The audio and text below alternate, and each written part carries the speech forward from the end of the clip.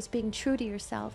Yes. And then when we do that, we have more to give. Yeah. I remember, I'm gonna tell the story just because it's coming through me right now, but I remember when we were going to Abu Dhabi, and I'm creating a context of this because another way I think to support ourselves is being sincere and true about maybe a yes or a no for ourselves. And we were going there for our Platinum Partnership event. And I think it was maybe like the day before we were landing, and you were invited to go to dinner. With the Crown Prince, yes. and you know, I started to feel stress, and I was like, why am I feeling stressed? Because the truth was, it felt insincere for me, for my body and my being, if I was landing on the time zone to go to this dinner.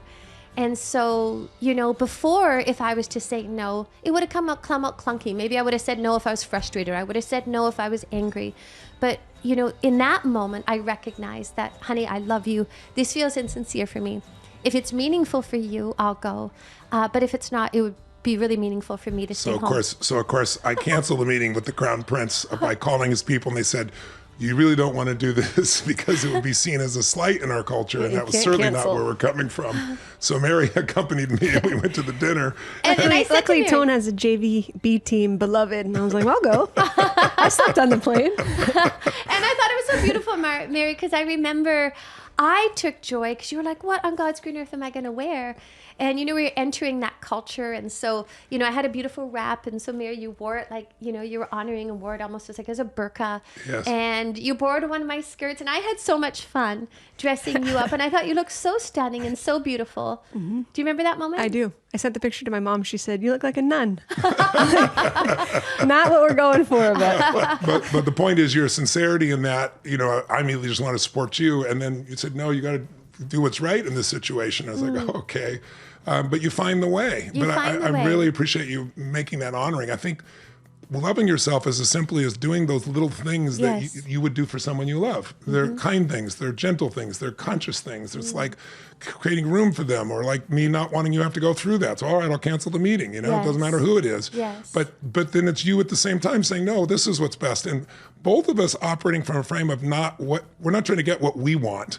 We're trying to serve the other. Yes. That's what love is. That's what you do with your child. That's what you do with your dearest friends. That's what you would hopefully do with your intimates. So what gets in the way of that is not that you don't just love yourself, because quite frankly, you know, I would say for a good portion of my life, I wouldn't say I didn't love myself, but it certainly didn't flow at the level it does for you. You've been a role model for me on that. Now it's different today, you know, at about to be 63 years old. I've hit a sweet spot at some point. But the reason I bring this up is if you're hard on yourself, being hard on yourself separates you from love. And so I've had to learn. I used to beat myself up. I hadn't done enough, created enough for you, for the family, for anybody, for anything. And what I've learned the last few years is when I beat myself up, it separates me. It makes, I'm not present for you. I'm not present for the family. So I really don't do it anymore, but it was a lifelong habit. But I also want people to know that if it's hard for you to, quote, love yourself, you can be kind to yourself. Yes. You can do some simple things for yourself you do for others. And if your wiring is, I got to do something of value, then do something of value. I want people to know it can be more than you can imagine, but you have to not just love yourself, you have to get outside of yourself. Yes. You got to find something to serve you care about more than yourself. That's when your fears and your angers and your frustrations disappear, is when you're serving. And as long as we're in our own self, it's just the nature of the mind is to dissect, break things down, find out what's not right, what's not good enough. So you can leave that by service, and you can also still be service of yourself. And then the other thing I just want to mention is what kills love more than anything else, or at least, you know, intimacy for sure, is the law of familiarity. It's the law of familiarity says that if you're around anything enough, you tend to just take it a little bit for granted. You know, somebody gets a brand new car and they're a young kid, or you're a young professional and that car represented some hard work you did forever, had some image for you or some identity for you. Bless you, honey. And then you get in the car and it's amazing. And then one day there's a scratch and you're like, oh my God, I can't believe somebody scratched my car. And then, you know, next day it's scratch. And after about 6 weeks, you got 4 or 5 scratches, it's a car, you know? But unfortunately, that's how people treat their relationship. They get used to it. The things in the beginning you would never say to your partner, you wouldn't say to a stranger, you say to your partner because it's safe and it's not kind. So I think we all have to constantly, you and I do this, all three of us do this. we know that our love is a accumulation of our communication. And we talk about how much we love each other at the time. I say, how did I get so lucky to get you? How did I get so lucky to have this extraordinary family? How did we get lucky to have our daughter?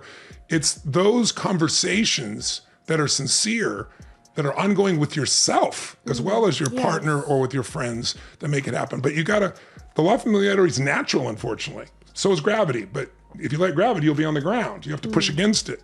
And I think what a lot of couples and a lot of friends even need to do is reawaken the newness in their relationship.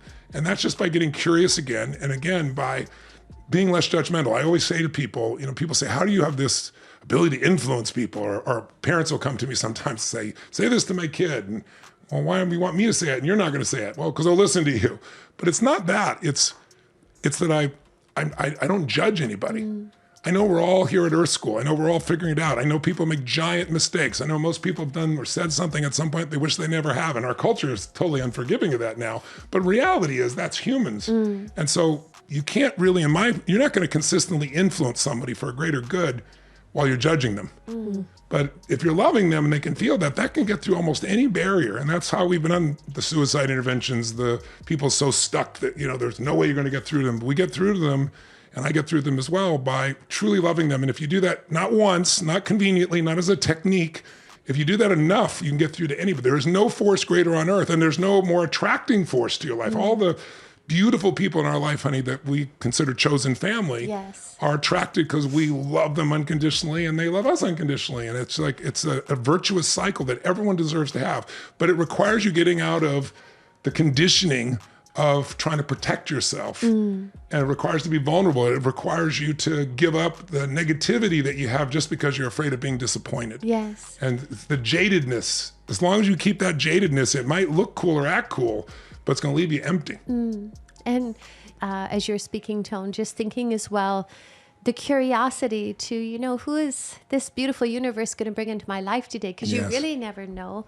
I mean, I just wanted to share as well a gesture of such love, such kindness, such creativity that blew me away, Tone, that I never considered or thought of. When Mary was carrying our daughter and she was pregnant, maybe you were about 7 or 8 months, I think.